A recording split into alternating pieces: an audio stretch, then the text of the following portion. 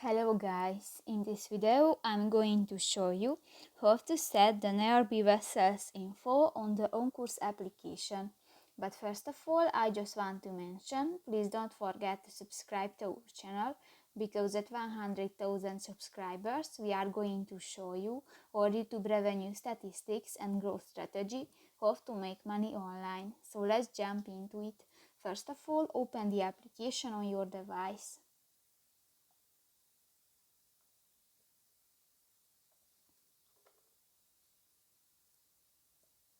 Go to the three lines at the upper right corner of the screen, and in the Tools section you can find the Settings button.